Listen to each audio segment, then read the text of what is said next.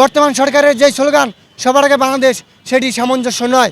আমরা মনে করি সবার আগে যদি বাংলাদেশ স্লোগানকে প্রাধান্য দেয় এই বর্তমান সরকার, তাহলে এই অন্তর্বর্তীকালীন সরকারের যে চুক্তি যুক্তরাষ্ট্রের সাথে হয়েছিল সেই চুক্তিকে বাতিল করতে হবে বা সামঞ্জস্যতা করতে হবে। যে চুক্তি হবে বাংলাদেশের জনগণের পক্ষের বা বাংলাদেশের পক্ষের। দীর্ঘ 17 বছর পরে 12ই ফেব্রুয়ারি অবাধ, সুষ্ঠু এবং নিরপেক্ষ নির্বাচন অনুষ্ঠিত হয়েছে। সেই নির্বাচনের মধ্য দিয়ে এটি গণতান্ত্রিক সরকার প্রতিষ্ঠিত হয়েছে। আমরা এই গণতান্ত্রিক সরকারের কাছে এবং গণঅভ্যুত্থান পরবর্তী এই নতুন সরকারের কাছে আমাদের যে দাবি সেটি হচ্ছে, আমরা দেখেছি হাসিনার আমলে ভারতের সাথে যে অসম চুক্তি, যেটি দেশ বিরোধী এবং জনগণ বিরোধী, সেই চুক্তি ছিল একটি গোপন চুক্তি, যেখানে কোনো ধরনের বাংলাদেশের স্বার্থ দেখা হয়নি।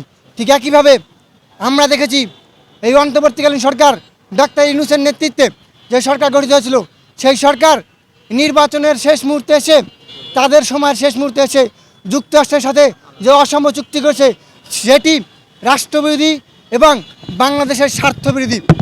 আমরা বর্তমান সরকারের কাছে জানাই তার জন্য তাদের যে স্লোগান আমরা দেখেছি সবার আগে বাংলাদেশ, আমরা ইন্টারিম সরকার যে চুক্তি যুক্তরাষ্ট্রের সাথে করেছে, সেই চুক্তির সাথে বর্তমান সরকারের যে স্লোগান সবার আগে বাংলাদেশ, সেটি সামঞ্জস্য নয়।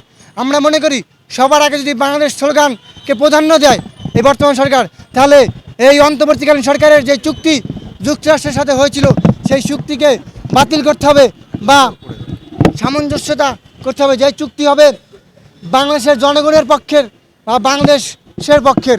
আমরা দেখেছি ইন্টারিমের যে চুক্তি, সেখানে সম্পূর্ণ একপাক্ষিকভাবে যুক্তরাষ্ট্রের স্বার্থকে দেখা হয়েছে।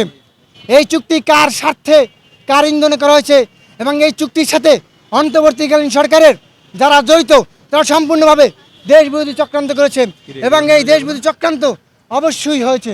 এই সম্পূর্ণ চুক্তি সম্পূর্ণ জনগণের সামনে প্রকাশ করতে হবে এবং যারা এই চুক্তির সাথে জড়িত তাদেরকে আইনের আওতায় এনে বিচার নিশ্চিত করতে হবে।